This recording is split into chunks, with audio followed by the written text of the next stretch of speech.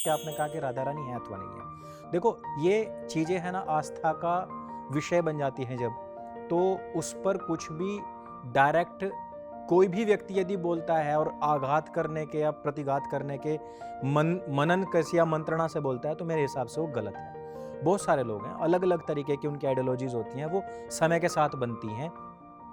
कुछ चीज़ें पेरेंट्स से आती हैं, कुछ समाज से आती हैं, कुछ हमारे जो शिक्षक गण होते हैं उनसे आती हैं। तो जहाँ से जो आइडियोलॉजी आ रही है, हमें एटलीस्ट बस ये देखना है कि हमारा जीवन उस शांति की तरफ जा रहा है अथवा नहीं जा रहा है। दूसरी बात कि हम अपने जीवन में कुछ सकारात्मक कर पा रहे हैं, नहीं कर पा रहे हैं। तीसरी चीज़ कि ये जो जीवन हमें ईश्वर ने दिया है, जो कहते हैं ना हमारे हिंदुओं में कि भाई 84 लाख योनियों के बाद मनुष्य जीवन मिला है, तो ये इस पे कहीं ऐसा तो नहीं कि हमें बाद में कुछ रिग्रेट फील हो रहा है। राधा रानी बोलो, हरे कृष्णा बोलो, हरे राम बोलो, उसमें प्रॉब्लम मुझे तो नहीं है। मुझे प्रॉब्लम वहाँ होती है कि जब व्यक्ति के अंदर का, जिसको हमने मनुष्य कहा है, उसके अंदर की मनुष्यता मर जाती है, मानवता मर जाती है, और सिर्फ उसी के फोकस होकर के पूरे परिवार को हम भूल रहे हैं, समाज को भूल रहे हैं। समाज के प्रति, राष्ट्र के प्रति, धर्म के प्रति जो हमारे कर्तव्य हैं, उसको हम जब उनसे विहीन हो जाते हैं, वहां जाकर के मेन प्रॉब्लम है।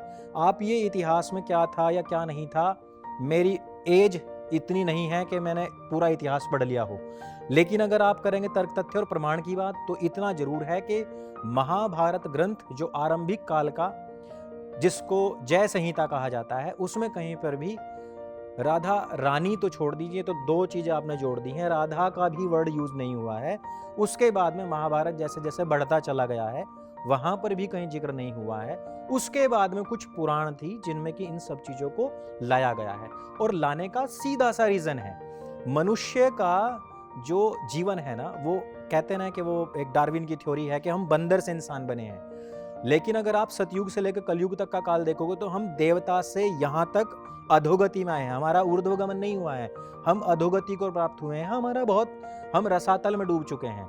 शुरुआत में जब वेद दर्शन पढ़ते थे लोग, तो वो बहुत, मतलब अगर आप वेद पढ़ोगे तो अगर देखा जाए तो एंटरटेनमेंट की दृष्टि से उनमें कुछ नहीं है, वो बहुत नीरस लगेंगे आपको। अब उसमें डूज एंड डोंट्स हैं, कहीं एंटरटेनमेंट नहीं है।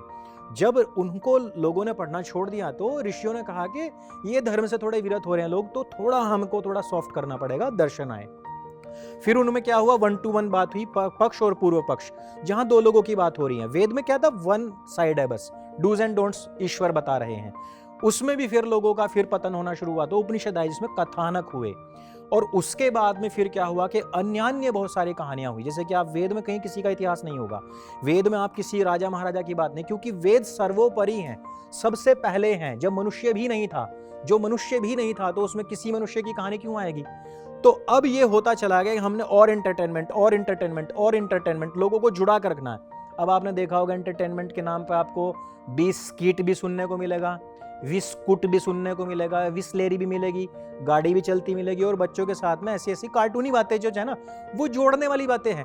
तो हम यही कहना चाहते हैं कि भैया हमारे को वापस से एक बार और वेदों की ओर लौट के देखना चाहिए, जहां हमारे डूज एंड डोंट्स हैं, एथिक्स हैं, हमारे कल्चर के बारे में, हमारे धर्म के विषय में, और संपूर्ण मानवता के विषय में। ये किसी हिंदू, मुस्लिम या सिख और ईसाई के बारे में नहीं, संपूर्ण मानवता के विषय में जहां बताया गया है। तो अगर किसी का जीवन विचलित नहीं हो रहा है और बहुत अच्छे चल रहा है, तो राधा राधा करो, मुझे कोई प्रॉब्लम नहीं है। इतिहास की दृष्टि में यह है कि कहीं पे उनका विषय नाम नहीं था, और ये बाद में लाई गई चीजें हैं। For exclusive and insightful videos, subscribe to our new channel ABP Live Premium.